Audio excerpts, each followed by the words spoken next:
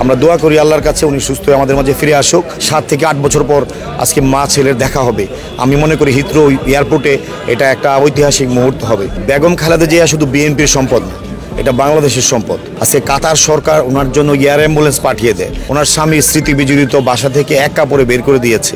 আমরা শুধু নয়, জাতীয়তাবাদী পরিবার সহ সারা বাংলাদেশের মানুষ আজকে খুশি এবং আল্লাহর কাছে শুকরিয়া আদায় করছি যে আজকে দেশনেত্রী বেগম খালেদা জিয়া ওনার উন্নত চিকিৎসার জন্য বিদেশে যাচ্ছেন।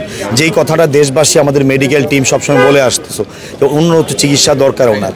আজকে 3 বারের প্রধানমন্ত্রী এদেশের চিকিৎসা পাচ্ছে না, ওনাকে মেরে ফেলার ষড়যন্ত্র হয়েছিল পরিকল্পিতভাবে।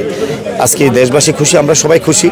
আমরা দোয়া করি আল্লাহর কাছে উনি সুস্থ হয়ে আমাদের মাঝে ফিরে আসুক এবং আমরা মনে করি উনি সুস্থ হয়ে আসলে বাংলাদেশ পরিপূর্ণভাবে সুস্থ হয়ে যাবে ইনশাআল্লাহ। এবং বড় ছেলে তারেক রহমান তার পরিবারের সাথে দেখা হচ্ছে। এই যে মা ছেলের দীর্ঘদিনের একটি গ্যাপ ছিল, এই যে একটি মুহূর্ত তৈরি হবে এখানে, এটা এটা সত্যি একটা অভূতপূর্ণ পরিবেশ হবে।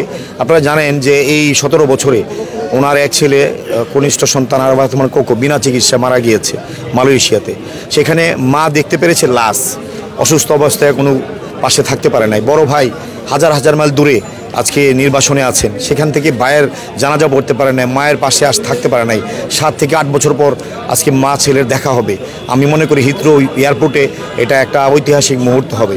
আমরা দোয়া করি আল্লাহ ওনাকে সুস্থ করে নিয়ে আসুক এবং শুধু উনিই না, আমাদের নেতা বিএনপির ভারপ্রাপ্ত চেয়ারম্যান জনাব তারেক রহমান সাহেব খুব দ্রুতই বাংলাদেশে ফিরে আসবে বলে আমরা বিশ্বাস করি।